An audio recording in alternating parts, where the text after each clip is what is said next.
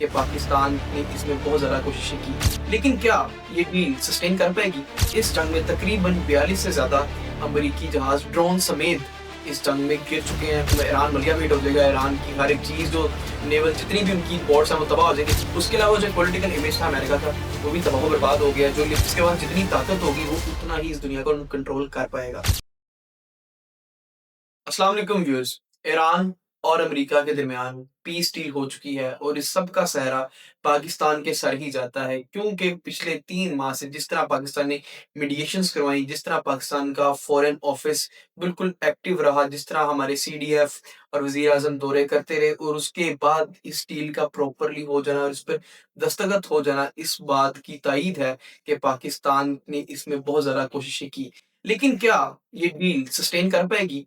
या डील बस कुछ दिनों की है, दोबारा से डील आगे जाएगी, अमेरिका फिर कोई हमला करेगा या ईरान कोई अटैक कर देगा किसी अरब कंट्री के ऊपर और डील टूट जाएगी। इस चीज़ का जवाब आज हम आप इस वीडियो में देंगे एनालिसिस के साथ। लेकिन सबसे पहले ये जानना बहुत ज़रूरी है कि इस 3 माह से ज़्यादा की जंग में अमेरिका ने क्या खोया और ईरान ने क्या खोया? सबसे पहले बात करते हैं अमेरिका की, क्योंकि पूरी दुनिया की सबसे बड़ी अपने आप को सुपर पावर कंट्री कहने वाला मुल्क है। तो इतने ज़्यादा असले के साथ, इतने ज़्यादा लो लश्कर के साथ अमेरिका ने इस जंग में क्या खोया और क्या पाया? सबसे पहले तो हम बात करें कि इसके अंदर जो सबसे बड़ी जो एक मिथ थी ना अमेरिका की, कि उनकी एयर फ़ोर्स जो है कि बेहतरीन एयर फ़ोर्स है, टॉप गन, मैवरिक फ़िल्म दिखा-दिखा के टॉम क्रूज़ की जो एक उन्होंने एक बज़ क्रिएट किया हुआ था ना कि पता नहीं हम तो इनविंसिबल हैं, वो चैलेंज भी हुई और वो सारी मिथ टूट कर रहेंगी, बिकॉज़ इस जंग में तकरीबन 42 से ज़्यादा अमेरिकी जहाज़ ड्रोन समेत इस जंग में गिर चुके हैं। कुछ को ईरान ने गिरा दिया, कुछ वो कहते हैं फ्रेंडली अटैक के अंदर या दीगर डिफेंस करते हुए वो गिरे हैं इस जंग के अंदर, वो तबाह हुए हैं। तो ये जो एक अमेरिका की एक मिथ बनी हुई थी ना कि बहुत ही प्रोफेशनल और बहुत ही तगड़ी एयर फ़ोर्स है कि शायद इन्हें कोई ब्रीच नहीं कर सकता, वो खत्म होगी। इसके बाद जो सबसे बड़ा अमेरिका को एक नुकसान हुआ है फॉरेन लेवल के ऊपर, एक आप कह लें डिप्लोमेटिक लेवल के ऊपर, वो ये हुआ है कि जितने भी अमेरिकन एलायंस है नेटो के अंदर थी, यूरोपियन कंट्रीज़ थी, उन्होंने अमेरिका को डिसओन किया। आपको याद होगा अब ट्रम्प ट्वीट कर कर के तरले डाल रहा था कि सारे ममालिक आएँ, नेटो ममालिक आएँ, मेरी मदद करें होर्मुज़ को खुलाने के लिए, लेकिन किसी मुल्क ने भी उसका साथ दिया ही नहीं। इवन जापान, जो कि जिसको उन्होंने फ़तह किया था दूसरी जंग-ए-ज़ीन में, वो उससे उन्होंने जब रडार्स माँगे अपने, तो उन्होंने वो देने से भी इनकार कर दिया। उसके बाद आपने देखा होगा इंटरनेशनल लेवल पे अमेरिका आइसोलेशन में चल गया, अमेरिका के एलाइज़ नहीं उसे मदद करने आए, मैक्रोन ने चाइना का दौरा किया, कनाडा ने उसके सबसे ज़्यादा करीबी जो एक सबसे बड़ा एलाय है, जो उसका हमसाया भी है कनाडा, उसने चाइना का इस जंग के दौरान विज़िट किया और जिस तरह के वहाँ से बयान आए, तो वहाँ से पता लगता है कि अमेरिकन एक जो वर्ल्ड ऑर्डर था, जिसपे अमेरिका तानाशाह था, एक कह लें कि डिक्टेटर था और सारा यूरोप उसके पीछे रैली करता था, भागता-भागता था, वो एक आइसोलेशन में अमेरिका चले गया और वो सारी एक मिथ टूट चुकी है। नेवल सुप्रीमेसी, जंग शुरू होने से भी 1 महीना पहले ट्रम्प साहब ने कहना शुरू कर दिया था, हम अब्राहम लिंकन भेज रहे हैं, जेरार्ड फोर्ड भेज रहे हैं, हमारा एक आर्मर्ड आ रहा है।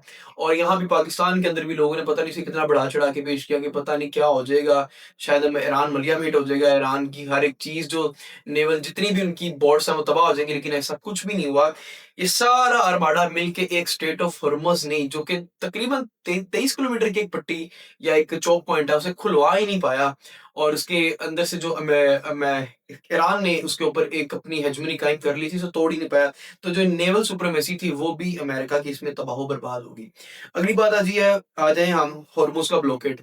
इतना ज़ोर लगवा के, इतनी ज़्यादा बातें कर कर के कि हम पूरी सिविलाइज़ेशन उड़ा देंगे और हम पता नहीं एपिक फ्यूरी से लेकर फिर दोबारा में मिडनाइट वाला ऑपरेशन, लेकिन एक स्ट्रेट ऑफ हॉर्मुज़ ये एक उस अरब कंट्री से नहीं खुलवा पाई जिसके ऊपर 47 साल से सैंक्शंस हैं, जिसकी कोई प्रॉपर नेवी या आर्मी है ही नहीं।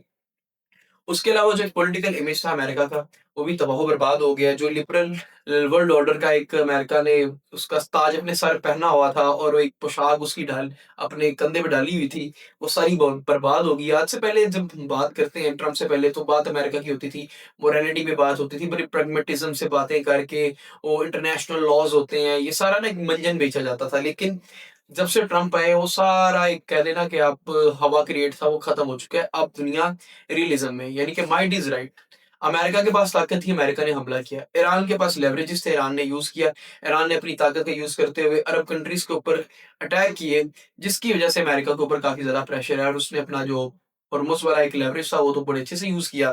तो अब दुनिया उस दोबारा एक रियलिज़्म के कॉन्सेप्ट पे आ गई चुकी है, पैराडाइम में आ चुकी है, जहाँ जिसके पास जितनी ताकत होगी, वो उतना ही इस दुनिया को कंट्रोल कर पाएगा। इसके बाद हम आ जाते हैं कि ट्रम्प ने इसमें क्या खोया। ट्रम्प ने माशाल्लाह से कुछ दिन पहले ही सेनेट के अंदर एक बिल आता है और वो मंज़ूर होने के बाद ट्रम्प की जो वॉर पावर्स थी, वो लिमिट हो चुकी हैं। यानी कि ट्रम्प को और उसकी एडमिनिस्ट्रेशन को भी इसका नुकसान हुआ है। एज़ अ कंट्री तो उन्हें नुकसान हुआ ही हुआ है। और अगर हम अमेरिका की इकोनॉमी की बात करें, तकरीबन 29 से 30 बिलियन डॉलर का अमेरिका को इस जंग के अंदर नुकसान मिड मई तक ही हो चुका था। यहाँ से आपको पता लगता है कि एक तरफ एक सिविलाइज़ेशन थी ईरान की, जो कि हज़ारों सालों से कायम है, और एक तरफ एक वो कंट्री थी मेरे ख़्याल से जो शायद आर्टिफ़िशियली तैयार किया गया अमेरिका को। और कितनी रेज़िलियंस अमेरिका के खिलाफ दिखाई ईरान ने। अब आ जाते हैं इस जंग में ईरान ने क्या खोया। सबसे बड़ी जो चीज़ ईरान ने खोई है ना इस जंग में, जो कि शायद ब्लेसिंग भी होगी ईरान के लिए, वो ये थी कि पॉलिटिकल लीडरशिप। जब पॉलिटिकल लीडरशिप को एलिमिनेट किया गया, जिसमें ख़ास करके आयतुल्लाह ख़ामनेई की शहादत और अली लारीजानी की शहादत थी। उसके बाद आपने देखा कि अमेरिका की एक सोच थी कि शायद जब हम अटैक ऊपर से करेंगे, नीचे से लोग प्रोटेस्ट करेंगे, प्रोटेस्ट करने से वो एक इन्कलाब की सूरत इख्तियार कर जाएगा और रजीम गिर जाएगी। लेकिन ऐसा नहीं हुआ। और ये होता भी नहीं है। बड़ा कॉमन सी बात है कि जब भी बाहर से कोई अटैक करता है ना, तो लोग हमेशा एकजुट हो जाते हैं। तो आपने देखा जो रेजीम का थोड़ा बहुत एक हवा खत्म भी हो रहा था ना, जब नवंबर के अंदर प्रोटेस्ट हुए थे कि रेजीम शायद उतनी ताकतवर नहीं रही। रेजीम और रेजीम का आइडिया और उसका कॉन्सेप्ट और तगड़ा हो चुका है ईरान के अंदर। न्यूक्लियर वेपन्स के जो ईरान के पावर प्लांट्स थे, उसको अमेरिका ने डिस्ट्रॉय किया, काफ़ी ज़्यादा नुकसान पहुँचाया। उसके बावजूद उनका इंफ्रास्ट्रक्चर लॉस काफ़ी ज़्यादा हुआ है, बिल्डिंग्स के ऊपर अटैक्स किए, स्कूलों के ऊपर बहुत ज़्यादा अटैक किए। अमेरिका की उसमें भी इमेज ही खराब हुई, जो उन्होंने जंग के पहले दिन ही छोटी मासूम बच्चियों को शहीद कर दिया था। तो अमेरिका की जो एक बनी हुई थी ना, पाकिस्तान में लोग कहते होते हैं कि मुहज़्ज़ब फ़ातेह हैं, वो वाली भी सारी इमेज डिस्ट्रॉय होके रहेगी। बंदर अब्बास पोर्ट डिस्ट्रॉय किया है, मिसाइल जो फैसिलिटीज़ थी वो तबाह की हैं ईरान की। उसके अलावा तकरीबन न्यूयॉर्क टाइम्स के मुताबिक ईरान को $300 बिलियन डॉलर्स का नुकसान हुआ है। उसके अलावा ह्यूमन कॉस्ट अगर बात करें, तो ईरान की तकरीबन 3,500 से ऊपर शहरी इस जंग के अंदर शहीद हुए हैं, 1200 से ज़्यादा मिलिट्री पर्सनल शहीद हुए हैं, और ये ईरान का अपना नेशनल मीडिया रिपोर्ट कर रहा है। इंटरनेशनल मीडिया या यूएस क्लेम्स के बारे में बात करें, तो ईरान और अमेरिकी क्लेम यही है कि तकरीबन 6,000 से ज़्यादा अ, ईरानी फौजी उन्होंने शहीद किए इस जंग के अंदर। उसके अलावा जो सबसे बड़ा एक मेजर नुकसान ये हुआ कि 90% ऑफ द ईरान्स एक्सपोर्ट्स जो थी तेल की, वो सारी होती थी खारगाई लैंड से। तो खारगाई लो लैंड पर मौजूद जितने भी ऑयल रिज़र्व्स थे, उनको अमेरिका ने तबाह किया, जिसकी वजह से एक इंफ्रास्ट्रक्चरल डैमेज तो काफ़ी ज़्यादा ईरान को हुआ है। लेकिन इन आइलैंड्स के बारे में कह रहे थे कि शायद अमेरिका इन पर कब्ज़ा करे, लेकिन अमेरिका इन पर कब्ज़ा भी नहीं कर पाया। उसके अलावा तकरीबन 80 से ज़्यादा oil facilities, oil refineries, gas facilities जो थी ईरान की, और एनर्जी फैसिलिटीज़ थी, ये तबाह की। तो गेन इसमें क्या हुआ? गेन हम बताएँगे आपको नेक्स्ट वीडियो में, लेकिन जो हमारा पहले सवाल था, क्या ये डील सस्टेन करेगी या नहीं करेगी? ये सवाल बहुत ही ज़्यादा पेचीदा है, क्योंकि इसराइल के जो वज़ीर-ए-आज़म है और उनके जो डिफेंस मिनिस्टर है बेन-गवीर, उन्होंने सिरे से ही इस डील को मानने से इनकार कर दिया है। उन्होंने कहा कि हम अमेरिका के ताबे नहीं हैं, अमेरिका ने डील करनी है तो करें, यानी कि वो साउथर्न लेबनान के अंदर हिज़्बुल्लाह के ऊपर अपना अटैक जारी रखेंगे और उसको और ज़्यादा इंटेंसिफ़ाई करेंगे।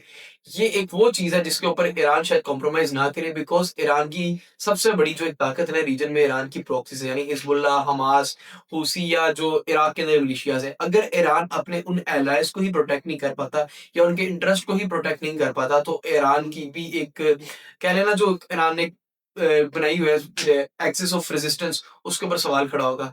तो अगर हिज़्बुल्लाह के ऊपर अटैक जारी रहते हैं, तो आई डोंट थिंक सो कि ये डील ज़्यादा देर सस्टेन कर पाएगी। अगर इस डील को ज़्यादा देर सस्टेन करवाना है, तो लेबनान के फ्रंट के ऊपर मुकम्मल जंगबंदी करवानी होगी। मिलते हैं अगली वीडियो में। वीडियो देखने का बहुत-बहुत शुक्रिया। कमेंट्स में अपनी कीमती राय का इज़हार ज़रूर कीजिएगा।